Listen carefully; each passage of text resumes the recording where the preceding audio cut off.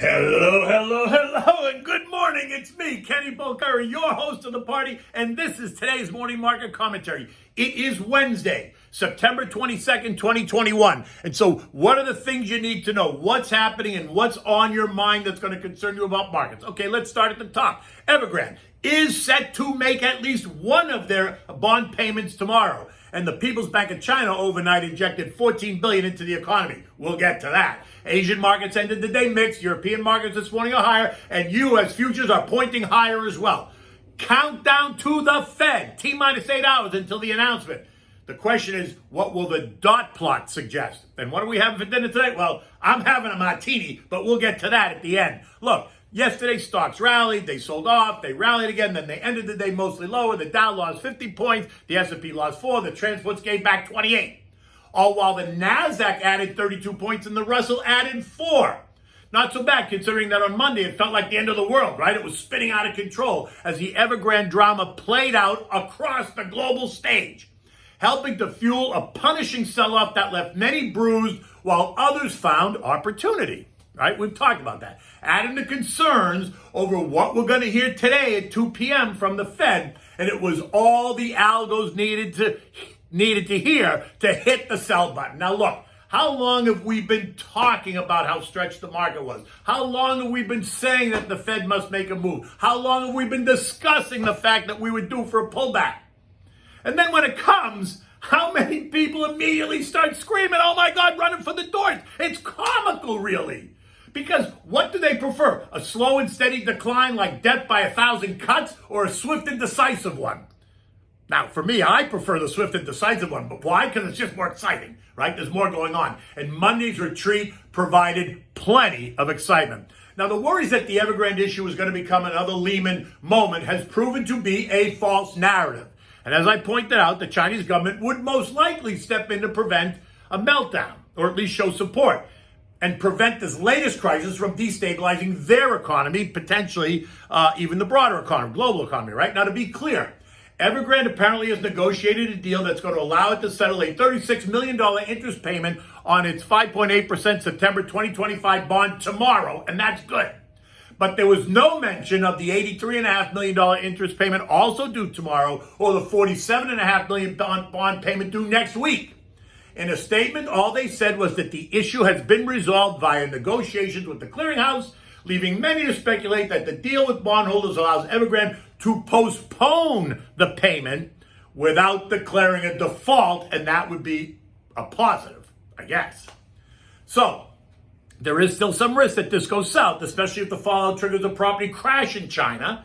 Overnight, just to help out, the People's Bank of China injected $14 billion into the banking system in a show of support for the country's financial markets and the economy. Just like I said. Remember, Evergrande is very intertwined with the broader Chinese economy, and the fear of a default and the possible global contagion has kept global investors on tenterhooks. And this has caused Beijing to step in, and I am sure Xi is not very happy about that. But you know what? That's a whole nother story that we could spend all day talking about. Okay, so now on to the focus for today, and that is the 2 p.m. announcement by the Fed and about what's next for monetary policy and the U.S. economy. Now, the expectation was always for Jay to announce a more definitive timeline about when they intend on starting to taper the $120 billion monthly purchases of treasuries and mortgage-backed securities. And that timeline was supposed to be today, that they would announce the start of a taper in possibly November or December. And the markets and investors were actually okay with that, or at least it appeared as if they were. But after some key weaker economic reports that came out in early September, which I think is bull, the speculation has now run rampant that the Fed was going to remain elusive and stay the course and push off any definitive announcement until the October meeting, suggesting that the start of taper would now be pushed into early 2022. And so that's the big question today. What will the Fed do? But even more important, we all know that Jay's been under pressure to do something. Inflation is running hot, no matter what they say. The housing market is even hotter. And many are even wondering why we're even continuing to support the economy at the rate and pace that we did during the height of the crisis, because the height of the crisis is now in the rearview mirror. It's no longer in front of us, it's behind us. And it's time to get everyone back to work and return to some sense of normalcy. But more important than the taper announcement is the dot plot announcement. And remember, if you don't know what the dot plot is, pay attention, because the dot plot suggests what the intentions are for interest rates from the different committee members. And in June, 7 of the 18 Fed officials were penciling in a June 2022 event to start to hike rates, while the others seemed to think it was a 2023 event.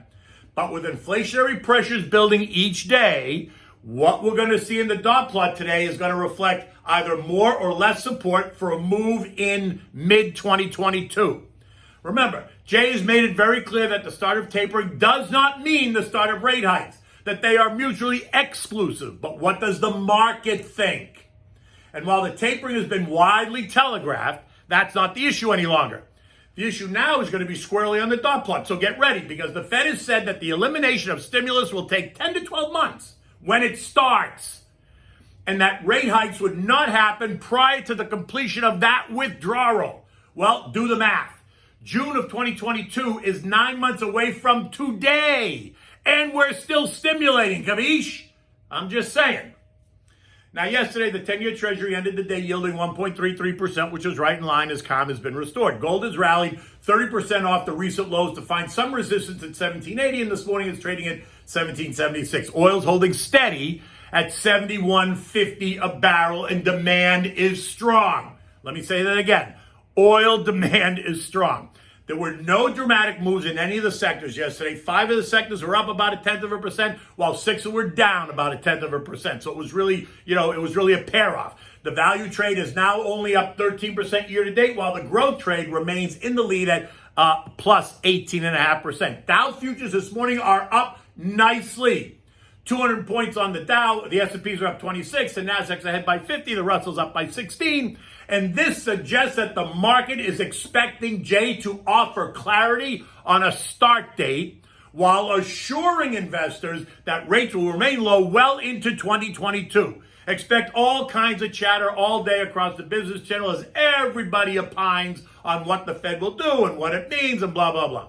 Eco data today, in addition to that, includes mortgage apps and existing home sales, which are expected to be down 1.7%.